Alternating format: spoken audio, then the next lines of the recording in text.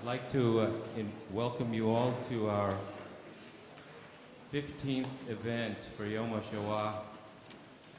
Our first speaker began in 1997, and here we are in 2012,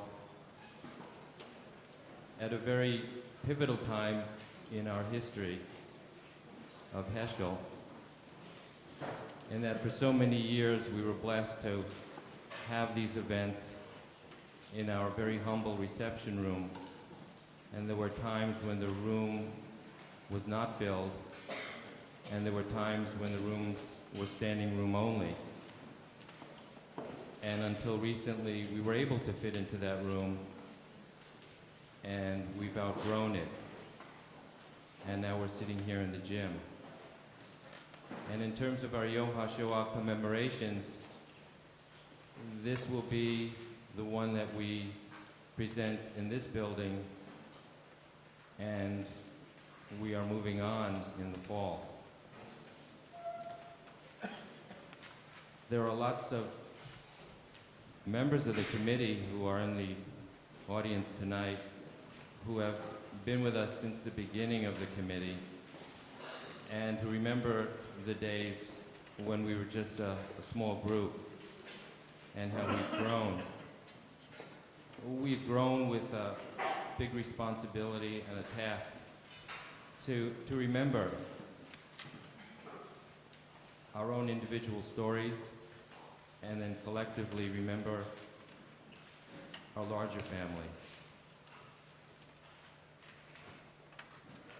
And the sacred space that we created in this building, in the reception room, where the children are met every Yom HaShoah, in this dark room, candlelit,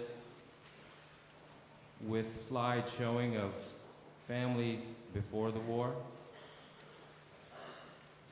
and with children and their parents coming in and writing on the paper brick that goes onto the memorial wall in that reception room. As you enter the building, those bricks are still on the wall. Last year, we initiated a virtual wall on the Heschel website, and we invited everyone to participate, and those that did have a link on the virtual wall to their memory. We did it again this year, and a lot of people participated both in the reception room and on the web.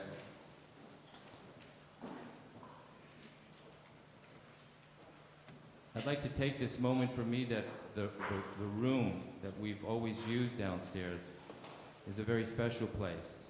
As we enter this room, we bring in all the memories that we have of our families, the intimate memories, and as you think of the people that you're remembering, they're actually here with us. So the sacred space continues to grow. And the experience that I get in thinking of my family, the notion of how we have taken on that responsibility to remember, that they applaud us in taking on that task. They wish us that we are able to continue this and find the paths so that our next generation can earn the right to live in total happiness. Tonight we have something unusual. In the past, we've done presentations where family members have introduced a parent or a grandparent. Tonight we have the honor of a committee member who will be presenting with his father. A little different kind of a bridge that we haven't walked on before. And that's much appreciated, that the next generation has the opportunity to be present with a survivor and to also present with a survivor.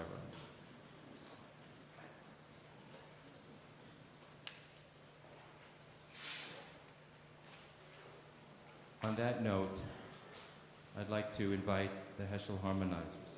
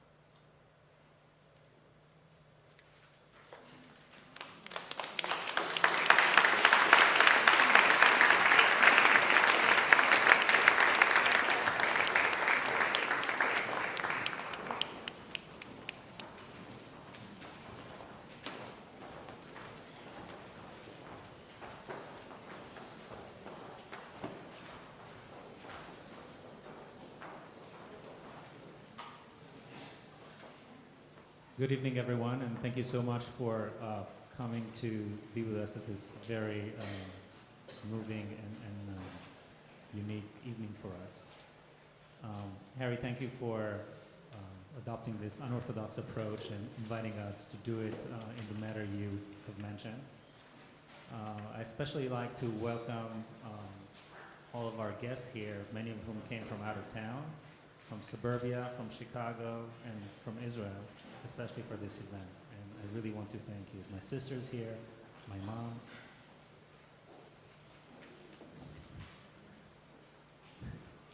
And this guy who stands next to me. I'm sure that if someone asked you to describe Superman, no one would say a guy in his mid-80s, 5'6", with some hearing impairment. But here he is. And I'm sure as you'll hear his story, you will agree with me. I think what's more amazing to me than his survival story, which is very remarkable, is the fact that in spite of all the ordeal that he went through, he still remained the most caring and loving person I've ever met. So inside this very modest figure beats a gigantic heart. Let me start the presentation. We'll do it two parts. I will do a formal presentation, and my father will then handle the Q&A, and I'll translate or do my best to translate. My father was born in a town called Shortkov in Ukraine, Eastern Galicia. Today it's part of Ukraine. Prior to World War II, it was part of Poland. In the district of Ternopil, the big city next to it, in that area was Lvov. I'm sure people are familiar with that name. And in that area, there was an enclave of many similar shtetls, Buchach or Zalistiki, that had, very vibrant, very lively Jewish life. This is a Google Earth view of the center of town, which really hasn't changed much since the time my father was a kid over there. This is the Polish church. This is the market area, and many of the atrocities we'll talk about actually took place right here in the market square. Same area from a different viewpoint, and from the same vantage point, this is Chortkov pre-World War II. Some photos from back then. This is the Polish church. This is Machewska Street, one of the major streets in town. This is the market area. Other than the horses and the cattle that no longer roam the area, it looks not that different nowadays. We're there back in 2000. Talking about Jewish life in Chortkov, the town had 30,000 inhabitants. 8,000 were Jewish, and the rest were Polish and Ukrainian. This was the Talmud Torah, the synagogue of the Chortkov rabbi. There was a very important Hasidic stream or dynasty in Chortkov. This is a book about the Chortkov rabbis. But not everyone was Hasidic there. There were also the Mitnagdim, and not everyone was Orthodox. This is the main synagogue, the shul. It's just a nice shot of a carpenter with his granddaughter from 1925. This is a drama club. This is a group of chalutzim on their way to Eretz Israel in 1925. The point I'm trying to make is that pretty much like the Heschel community, I think in Chortkov back then, people realized that there were many different ways to practice Judaism. You could be Orthodox, secular, and you could feel comfortable whichever way. Note the Yiddish flyer behind these gentlemen here in this photo. My family, these are my grandparents. Tzvi Wachtel was born in 1819 in the village of Trembovla, just 10 miles or 20 miles outside of Chortkov. In a fairly young age, he traveled to Budapest, and he apprenticed for several years, acquiring the skill of hat making. When he was 21, he joined the Austro-Hungarian army, and in 1914, he fought in World War I. He was captured by the Russians and spent 7 years in a POW camp in Tashkent. He came back in 1921, and met his wife, my grandmother Chava,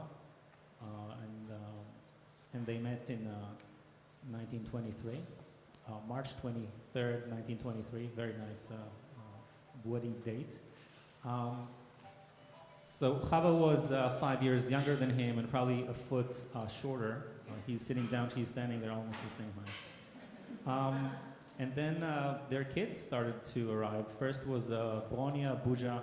She was born 10 months after they were married. Then Genya, who was really the sister closest to my dad. A year later, this is, I'm sure you can tell, my dad. Still a year later, this is his brother Maciek or Marcus, 3 years younger. And then there was another baby brother that we don't have any photo on, we don't have any birth registry, really only memories, Kubush or Jacob. He was born around 1938, something like that. My grandfather was a hat maker. He wasn't making a lot of money, so he could hardly make enough for the basic necessities. Nonetheless, my father describes a very warm, very happy childhood. The entire family lived in like a two-room house. One room was dedicated to his workshop where his sewing machine was, and the rest of the family lived in one room, essentially.